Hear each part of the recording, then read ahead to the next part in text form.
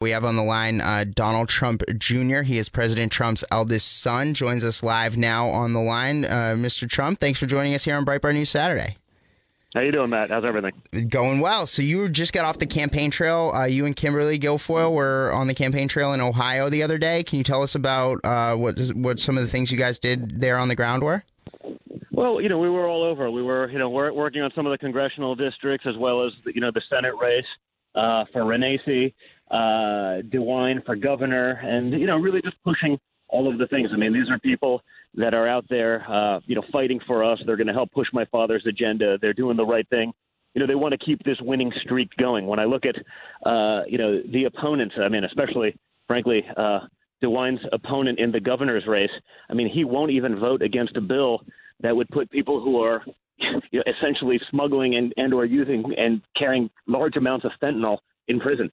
Literally, it's like a third offense, and then it's a misdemeanor for having enough fentanyl to kill 10,000 people. I mean, he won't vote against that bill. So I mean, these are just cut and dry races. But again, as you see in some of these areas where you have either purple states or places that we've won, the other side comes along, they pretend they're somewhat conservative for a little bit, but then in the end, they go back and do whatever Chuck Schumer and whatever Nancy Pelosi wants. And I think anyone in those states, they don't want Nancy Pelosi in charge of the House. They don't want her making decisions. They don't want her reversing everything that my father's accomplished, over the last 18 months. So, we got to be out there and we got to be fighting. Mm-hmm. Yeah, so, I mean, can you lay out the stakes here for us? If Nancy Pelosi does take control of the Congress, what happens to your father's agenda? What happens to his administration?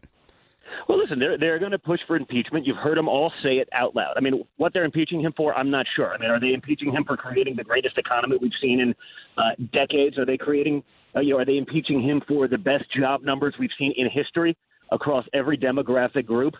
I don't know, but the idea is to reverse it. I've said this 100 times, and I believe it to be true. If Donald Trump came out today in favor of oxygen, the left would be against it. They're not talking about, these aren't the Democrats of, 30 years ago where they were, moderate and they were reasonable. I mean, these people are pushing a radical agenda. They don't want to put America or American citizens first. They want to do anything that they can to counter Donald Trump. And it's crazy. It literally makes no sense. And so I want to keep this winning streak going. I'm the father of 5 young kids. I want them to grow up in America that, we still recognize. And that's not what the other side wants. Yeah, and you know what's really interesting? It's interesting that you mentioned the Democrats are not what they were 30 years ago. So we've seen this rise of these socialist leftists winning these primaries in some of these key districts around the country. Obviously, Alexandria Ocasio-Cortez, who's just a radical leftist. She wants to abolish immigration and customs enforcement. I don't know how you get away with doing that.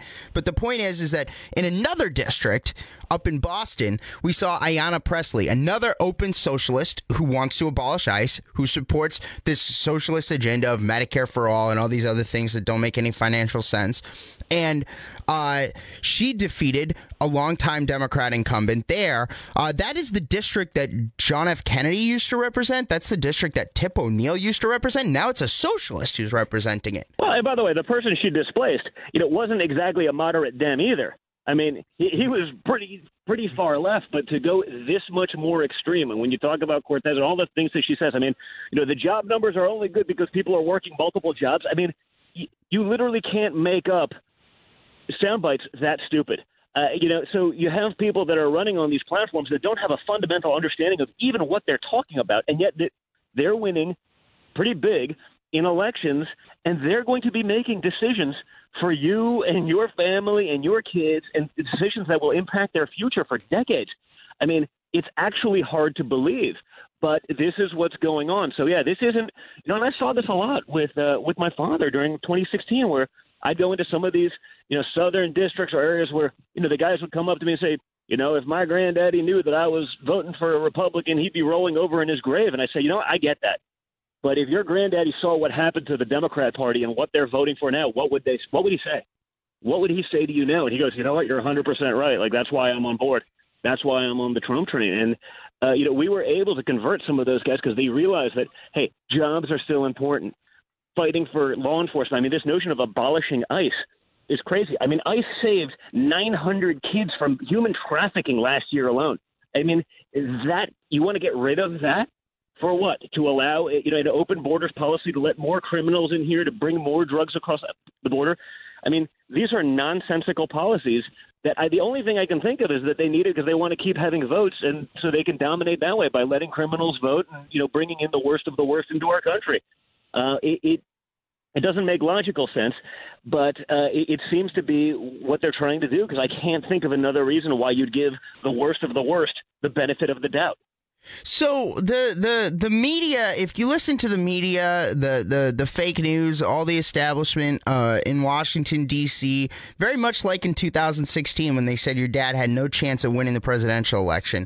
If you listen to the media, they'll tell you over and over again that the Democrats already have it. It's already in the bag. They're going to win the House. They might win the Senate, even though the map basically makes it impossible for them to even have a shot at the Senate. But, facts don't let facts stand in their way. But the point is that lay out for us the pathway forward for Republicans. I think Republicans can do this. I think they can hold the House majority. I think the people got to wake up. They got to fight. They got to fight this battle. But I think there's a pathway forward. Is there hope here? I think without question, we just got to stay motivated. That's the real problem is, our guys, they're getting everything that they're wanting. My father's going through, his list of promises and checking them off one after the other. So they're sitting back and saying, hey, this is great. They don't realize that Trump's on the ticket in 2018. Okay? They say, I can't wait to vote for Trump again in 2.5 years, or I can't wait to vote for Trump in 2020. Guess what?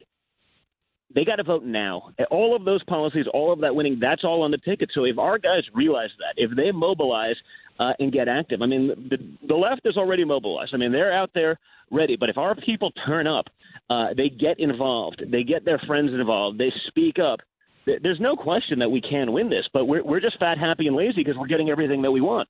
The other side is motivated purely by hate, because I can't think of what their platform is. Other than, they're the platform of outrage. Everything they're outraged. They're outraged about this. They're outraged about that. What they should be outraged about is their history of incompetence. What they should be outraged about is their policies oppressing business, pushing jobs out of this country, making taxation so difficult that you really can't even run a business. Same with regulation. All of those things that my father's eliminated, that's what allowed for this boom. So the biggest joke I've seen in the last 2 years is Obama trying to claim this economy because his policies of overtaxation, oppressive regulation, guess what? That didn't do anything. That drove this country into the ground. That led to the worst recovery in the history of probably economics, but certainly our country's system. Right? So for him running around there and doing this now, there's a reason that on November 9, 2016, all of those matrices shot up like a rocket. And it's because businesses, employers, people realize that you got someone who's actually going to fight for you, not fight for just their special interests, not fight for people in countries that hate our guts, but actually fight for real Americans, their jobs, their companies, their businesses. And that's what happened. And when consumer confidence started going up, the day my father won, because they knew he wasn't going to oppress them, everything started following. And I want to keep that going. That's how we get rid of so many of the problems that we have. That's how we get rid of unfunded pension liability. That's how we get rid of some of our deficits, is by producing. Okay, by having GDP numbers above 4%. Okay, when Obama said you need a magic wand to make that happen, well, abracadabra, Obama, we're doing it. It's happening right now, and it's happening time and time again, and it will continue unless we lose this House. If we lose the House, they'll make it impossible. You'll see a 2-year stalemate when nothing gets done. They'll continue the phony witch hunts. They'll do everything possible to make it very difficult for my father to succeed. And guess what? They've been doing that for 2 years anyway. Okay, and he's still doing it. He's still winning. But they'll make it that much more difficult when they have control and they have the ability to play the nonsense games that they play. Because, again, they play the game differently than we do. They don't play by the same rules. They don't have moral compass. They don't do anything. They do whatever they can. And maybe we should be playing the game that way, too, but we haven't historically. Mm-hmm. So you mentioned Obama a couple times there. Obviously, he's been out there very aggressively on the campaign trail for Democrats. It kind of came back from the shadows since he's been out of office. What are your thoughts on Obama being out there? I think it's a good thing because it provides a clear contrast between what we had before and what we have now. I think without question, I think he's our best salesman because no one with a brain actually believes that he did anything good for our economy or for our foreign policy. No, everyone saw that anything that he did basically put America at risk and made us weaker. Every time he drew a red line, other countries walked all over it. Okay, he did it again. They walked all over it. Guess what? Countries, whether it's foreign policy-wise, whether it's business-wise, they realize that you have someone that actually cares about America in there, that's actually doing it, not someone who's going to make us look weak, where you can walk all over us, because that's the precedent that he set. And there's a new sheriff in town. We've changed all that. Yeah, so the other one who's kind of back out there a little bit, she still hasn't done any public events or anything, but Hillary Clinton is likely to do a number of Democrat National Committee fundraisers, which I think is fantastic. Let's have Hillary Clinton out there as much as possible. By the way, that's the other one. I'd love her to be out there. The more she's out there, the better it is for us, in my opinion. Mm-hmm. And so, in the big picture here, just to kind of wrap things up, where do you think what do you think the Republican base out there needs to do? The folks that are listening to Breitbart Radio, the folks that show up at Trump rallies, what do they need to do to win this war in 2018? To win these major battles in these key congressional races? Listen, they need to show up. They need to go vote. They need to get their friends. If everyone picked up a phone and called 100 of their friends, posted it on Facebook, get your friends out, mobilize. Let them realize, because that, like I said earlier, they don't even realize that Trump is de facto on the ticket in 2018. They love Trump. They'll vote for him 100 times. They'll do anything for Trump, but they don't know what their congressman's name is. That's not good. That's not right. They need to get out there. They need to stay motivated. They need to make sure that we have people in Congress and the Senate and the governor's houses that are going to back this pro-America, pro-growth, pro-business agenda. That's what's going on right now. But if they stay involved, if they get out there, of all the people that whisper to me, like, you guys are doing a great job, I can't believe what's going on, it's so incredible.